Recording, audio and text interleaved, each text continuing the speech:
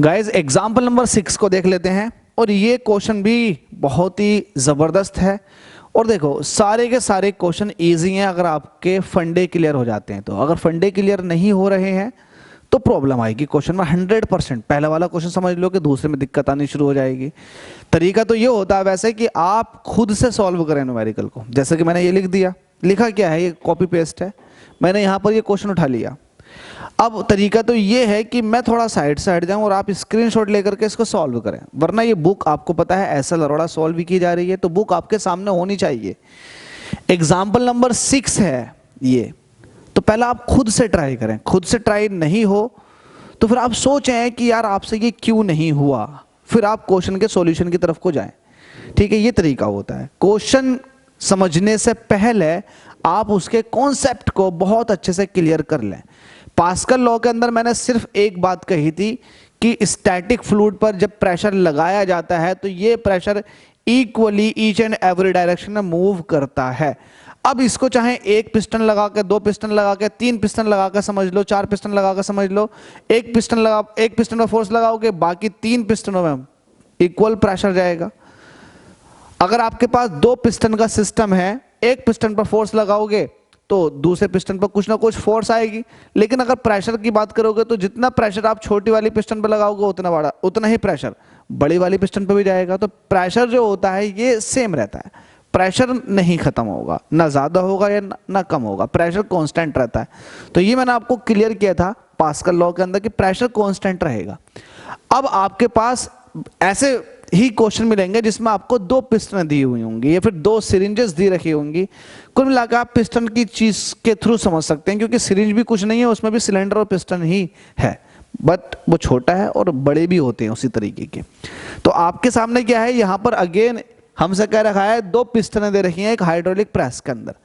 Hydraulic press के अंदर दो पिस्टन है, एक छोटी पिस्टन दे रखी होगी, एक बड़ी पिस्टन दे रखी होगी। अब जाहिर सी बात है कि जब छोटी वाली पिस्टन को दबाया जाएगा कुछ फोर्स लगा करके, जब फोर्स लगाएंगे तो इसका मतलब ये है कि आप प्रेशर लगा रहे हो, और जब कुछ प्रेशर लगाया जाएगा छोटी वाली पिस्टन पर तो ऑब्वियसली बड़ी वाली पिस्टन पर भी उतना ही प्रेशर जाएगा, बट फोर्स अलग होगा। फोर्स एरिया के हिसाब से देखा जाता है।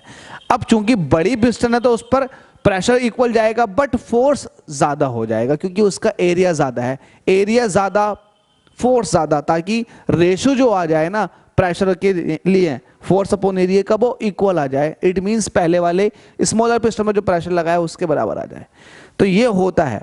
तो आप ध्यान लगाएं और सोचें और समझें कि प्रेशर क्या होता है। प्रेशर कांस्टेंट होता है पास्कल लॉ के अकॉर्डिंग। चाहे आपके पास दो पिस्टन दे रखी हो, तीन पिस्टन दे रखी हो, चार पिस्टन दे रखी हो। इस क्वेश्चन के अंदर हाइड्रोलिक प्रेस है, उस हाइड्रोलिक प्रेस के अंदर एक छोटी पिस्टन है और एक बड़ी पिस्टन है। छोटी पिस्टन पर आप फोर्स लगाओगे तो बड़ी पिस्टन पर फोर्स जाएगा, लेकिन छोटी वाली पिस्टन के मुकाबले थोड़ा ज्यादा। प्रेशर की अगर बात करोगे तो प्रेशर इक्वल जाएगा। ठीक है, तो इस क्वेश्चन में आपसे यही पूछा है कि जब छोटी वाली पिस्टन पर आप कुछ फोर्स लगाते हो तो बड़ी वाली पिस्टन पर कितना फोर्स लगेगा। छोटी पे लगाया तो बड़ी वाली पर कितना लगेगा, उस पर कितना एक्सर्ट होगा। तो देख लेते हैं क्या है, सॉल्व करेंगे, डायरेक्ट सॉल्यूशन लिखते हैं, क्योंकि मैंने आपको क्वेश्चन समझा दिया। हमसे कह रहा है two pistons of hydraulic press have diameters इतने एंड इतने, ये छोटी है ये बड़ी है। What is force exerted by the larger piston, बड़ी वाली पिस्टन पर कितना फोर्स लगेगा या वो कितना एक्सर्ट करेगी। अगर इतना फोर्स लगा रहे हो छोटी वाली पिस्टन पर तो पहला पार्ट सॉल्व करते हैं। आपको बताया by Pascal's law, Pascal law के अकॉर्डिंग क्या, जो P2 होगा मतलब प्रेशर जो होता है वो कांस्टेंट रहता है। प्रेशर जो है वो इक्वली रहेगा, पिस्टन 1 हो पिस्टन 2 हो दोनों पर। अगर पिस्टन 1 पर आपने प्रेशर लगाया तो उतना ही प्रेशर पिस्टन 2 पर जाएगा। लेकिन अगर फोर्स का जिक्र करने लगा तो इसको कहेंगे फोर्स अपॉन एरिया, इसको भी कहेंगे फोर्स अपॉन एरिया। यहां पर फोर्स मुझे चाहिए, यहां का फोर्स मुझे गिवन है। क्या मुझे इनकी मुझे एरिया पता है, एरिया हम निकाल लेंगे अगर हमें रेडियस दे रखी होगी तो। बिल्कुल दे रखी है हमें, डायमीटर के टर्म में दे रखा है, डायमीटर दे रखा है तो डायमीटर से आप रेडियस निकाल लोगे नो डाउट। तो F2 आपको निकालना है। अब बताएं जो F1 है ये तो आपका स्मॉलर वाला पार्ट है, तो बताएं स्मॉलर पिस्टन पर आपने कितना फोर्स लगाया था। तो सवाल का जवाब है 50 किलोग्राम वेट। ये किलोग्राम वेट है, मतलब एक तरह से ये फोर्स है। किलोग्राम, अगर किलोग्राम फोर्स होता तो हम उसमें 9.8 से मल्टीप्लाई करके उसको हम कन्वर्ट कर लेते न्यूटन में। फिलहाल हम किलोग्राम वेट को किलोग्राम वेट में ही रखेंगे ताकि हमारा आंसर जो आए वो किलोग्राम वेट में ही आए। ठीक है, तो F1 की वैल्यू पुट करो 50 किलोग्राम वेट कर दिया आपने। A2 एरिया निकालेंगे तो ये हो जाएगा पाई रेडियस का स्क्वायर। अब मुझे बताओ A2 मतलब बड़ी वाली पिस्टन, उसकी रेडियस कितनी होगी, डायमीटर का आधा, डायमीटर 30 सेंटीमीटर, तो रेडियस हो जाएगी 15 सेंटीमीटर। इसका स्क्वायर, सेंटीमीटर स्क्वायर यहाँ है, सेंटीमीटर स्क्वायर नीचे भी आएगा, उससे कट जाएगा सेंटीमीटर स्क्वायर। अब पाई इसका भी लिखेंगे, रेडियस कितनी हो जाएगी, डायमीटर है ये 2.5, तो रेडियस हो जाएगी डायमीटर का आधा, 2.5 का भी आधा।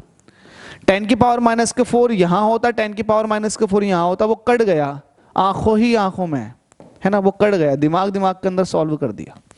सॉल्व करते हैं। F2 आपको चाहिए, बिल्कुल चाहिए, निकालेंगे भाई। ये 50 है, ऐसे रहने दो, इसको सॉल्व करो। 15 ये ऊपर चला जाएगा, ये हो जाएगा 30 और ये हो जाएगा 2.5। कैलकुलेशन भी आपसे आनी चाहिए। इसका स्क्वायर, पॉइंट हटा देंगे तो ऊपर एक जीरो और बढ़ जाएगा, 5 से काटेंगे, 5 पंजे 25, 5 छंग 30, 60, तो ये हो जाएगा 12, 12 पंजे 60, 12 का स्क्वायर होता है 144, 50 इंटू 144, 144 के 5 से मल्टीप्लाई करो, तो 144 की 5 से मल्टीप्लाई करो, तो कर लेते हैं 144 की 5 से मल्टीप्लाई, 5 चौक 20 जीरो, कैरी 2, 5 चौक 20 और 2 22 का 2, कैरी 2, 5 ही कम 5 और 2 7, 720, 500 और 4 पंजे 20, 720 आ गए। कितना आ गया, 720। एक जीरो पहले से चल रहा तो वो एक जीरो यहाँ रहेगा, तो ये F2 आपके पास निकल गया। जो आपसे पूछा था कि बड़ी वाली पिस्टन पर कितना फोर्स लगेगा, तो भाई इतना फोर्स लगेगा किलोग्राम वेट में, तो इसको किलोग्राम वेट में ही रहने दो। ठीक है, ये वाला पार्ट खत्म, फिनिश। अब आपसे पूछा सेकंड वाले पार्ट में, होता ये है कि जब आप छोटी वाली पिस्टन को दबाओगे, तो छोटी वाली पिस्टन जब दबेगी तो जाहिर सी बात है जो बड़ी वाली पिस्टन है वो उठेगी, क्योंकि जब प्रेशर जाएगा, जितना प्रेशर जाएगा वो तो कहीं ना कहीं से निकलेगा, तो निकलने की जगह है दूसरी वाली पिस्टन पर, तो दूसरी वाली पिस्टन उठेगी। जितनी आप पहली वाली दबाओगे उतनी, मतलब उसके हिसाब से वो देखा जाएगा कितनी उठेगी, लेकिन दूसरी उठेगी। ठीक है, तो यहां यही कहा गया दूसरे वाले पार्ट में कि पहली वाली मतलब छोटी पिस्टन को दबाया गया 4 सेंटीमीटर से, शायद यही है ना, हाँ। तो बड़ी वाली पिस्टन कितनी उठेगी, अगर आप छोटी वाली पिस्टन के 10 स्ट्रोक लगा दो ऐसे, 10 बार आप छोटी पिस्टन को दबाओगे तो बड़ी पिस्टन कितना ऊपर को उठेगी। तो आप पहले ये दिमाग से ये निकालेंगे कि एक बार अगर मैं छोटी पिस्टन को दबाऊंगा तो बड़ी वाली पिस्टन कितना उठेगी। पहले ये देखो कि एक स्ट्रोक में कितना उठेगी बड़ी वाली पिस्टन। अगर आपने एक स्ट्रोक में देख लिया कितनी उठ रही है, तो 10 स्ट्रोक में निकालने की नहीं है। जब एक स्ट्रोक का आपको पता 10 स्ट्रोक का निकालना, 10 से मल्टीप्लाई कर देंगे सीधा सीधा, लेकिन पहले एक स्ट्रोक का पता होना चाहिए। तो पहले आप एक स्ट्रोक का निकालोगे कि एक स्ट्रोक में बड़ी वाली पिस्टन कितना ऊपर को उठेगी, और इसको निकालने के लिए पिछले वाले एग्जाम्पल में मैंने समझाया हुआ है कि किस तरह से निकालोगे। देखो, जब आप छोटी वाली पिस्टन को दबाओगे तो जो लिक्विड, जो फ्लूइड होगा वो दबेगा, इट मीन्स डिस्प्लेस होगा, तो आप उसका वॉल्यूम देखो कितना डिस्प्लेस हुआ। अब जो बड़ी वाली पिस्टन है उतना ही फ्लूइड बड़ी वाली पिस्टन के अंदर को आ जाएगा, तो बड़ी वाली पिस्टन के अंदर जो वॉल्यूम है उसको देख लो कि भाई कितना वॉल्यूम फ्लूइड का बढ़ गया, तो ये वॉल्यूम जो है इसके इक्वल होगा। आपने पिछले वाले क्वेश्चन में देखा, तो वॉल्यूम हो जाएगा एरिया इंटू लेंथ, तो यहाँ की एरिया इंटू लेंथ, यहाँ की एरिया इंटू लेंथ इक्वल करके आप निकाल लोगे कि इसकी लेंथ अगर 4 सेंटीमीटर है तो इसमें कितना उठेगा, है ना, इसमें कितना फ्लूइड का लेवल उठेगा, मतलब L2 आप कैलकुलेट कर लोगे। तो एक तरीका ये है। दूसरा तरीका ये है कि यहाँ का फोर्स, यहाँ की लेंथ, यहाँ का फोर्स, यहाँ की लेंथ, उससे भी आप पता कर सकते हो कि यहाँ पर कितना उठेगा यहाँ के एक स्ट्रोक में। तो हम यही वाला मेथड यूज करेंगे। ठीक है, देखो सेकंड वाला पार्ट यहाँ से सॉल्व करते हैं, लिखेंगे, है ना। Since we know that small f into small L is equal to हो जाएगा capital F into capital L। इसका मतलब क्या हुआ, इसका मतलब ये हुआ कि छोटी वाली पिस्टन का फोर्स छोटी वाली पिस्टन में लेंथ ये इक्वल होगी बड़ी वाली पिस्टन का फोर्स, लगने वाला फोर्स और उसकी लेंथ। कितना उसमें ऊपर को उठेगा। बाय द वे जो स्मॉल f की वैल्यू आपको दी हुई है वो ये दी हुई है 50। L ऐसे ही रहेगा, नहीं ऐसे नहीं रहेगा, आपने दबाया भाई छोटी वाली पिस्टन को, कितना 4 सेंटीमीटर से, तो 4 सेंटीमीटर ऐसे ही। F यहां पर कितना फोर्स पहुंचा था जरा बताओ, 7200 किलोग्राम वेट पहुंचा था, तो आप 7200 यहां लिख दोगे। यहां L बताओ कितना उठेगा बड़ा वाला पिस्टन, तो देख लो, सोल्व कर लो, 1 0 से 1 0 खत्म। इसको नीचे ले आओ, लेकिन पहला काट लो, 4 से काटोगे तो 4 एकम 4, कितने बचे, 3 बचे, 3 यहाँ को लगा दो, 4 अट्ठे 32, 8 बार चला जाएगा, और 1 0 ये ऐसे ही रहेगा। 5 से काटोगे तो 5 3 15, 3 बचे, 5 6 30 36, तो जो L आ जाएगी ये आ जाएगी 1/36, जिसको सॉल्व करने के बाद 0.028 वैल्यू आ जाती है, 0.028। तो आपके पास कैपिटल L आ चुकी है, मतलब आप ऐसे कह सकते हैं कि larger piston rises 0.028 centimeter in one stroke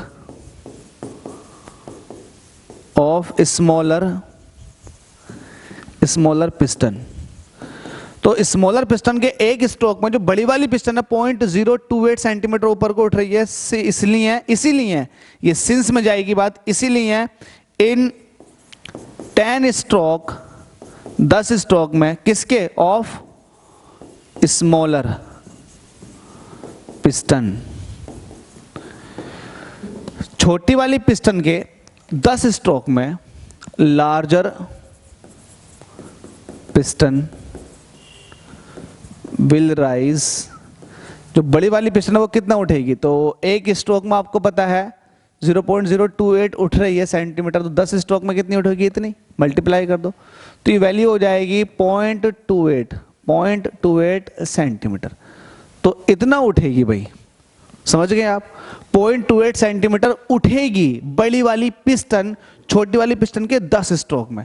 तो उम्मीद करता हूँ समझ में आ गया होगा, कुछ टफ नहीं था, इजी था। बस इसी तरीके से आप मेरा साथ देते रहेंगे तो मैं सारे क्वेश्चन सॉल्व करवा दूंगा, आप लोगों की एकेडमिक प्रिपरेशन बहुत शानदार हो जाएगी और आपका नीट और आईआईटी के लिए बेस भी स्ट्रॉन्ग हो जाएगा। उम्मीद करता हूँ क्वेश्चन समझ में आ गया होगा, मेरी बात समझ में आ गई होगी।